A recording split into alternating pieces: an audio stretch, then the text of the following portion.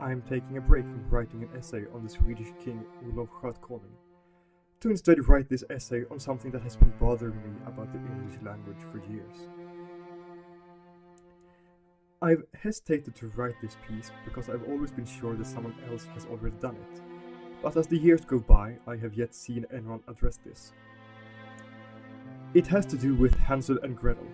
Now, I imagine it might just be an issue of what version of the story you heard as a child, but since the version I heard is the one that is objectively 100% correct, then if yours differs from mine, you need to go to a library.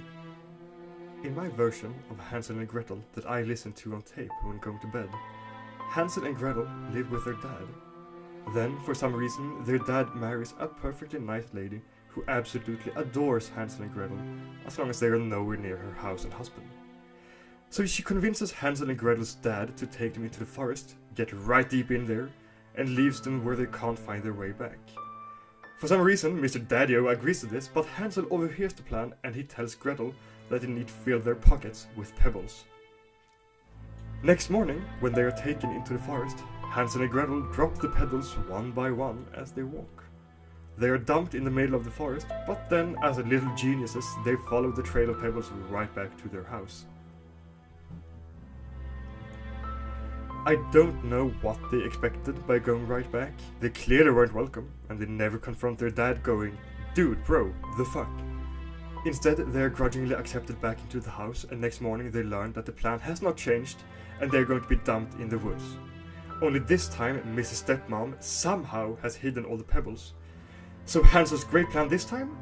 Grab 2 loaves of bread, and then, as they are led into the forest, they drop a trail of breadcrumbs behind them. And now we come to the thing that has been bothering me. Not that Hansel and Gretel just outright refuse to go to the forest, which they should have, but rather what's bothering me is that in the version of the story I heard, they leave the trail of breadcrumbs, they're left in the middle of the forest, and when they turn around to go back, crows have eaten all of their breadcrumbs. Following a trail of breadcrumbs literally didn't work.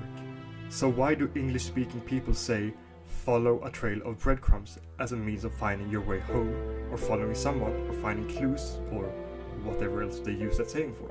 Shouldn't the saying be follow a trail of pebbles? Is there something I'm fundamentally not seeing here, having grown up in Sweden? I'm sure this isn't even that funny of a joke. I imagine British people are as tired of answering this question as they are of apologizing for colonialism and UKIP. I just want your sayings to make sense. This is to improve your language.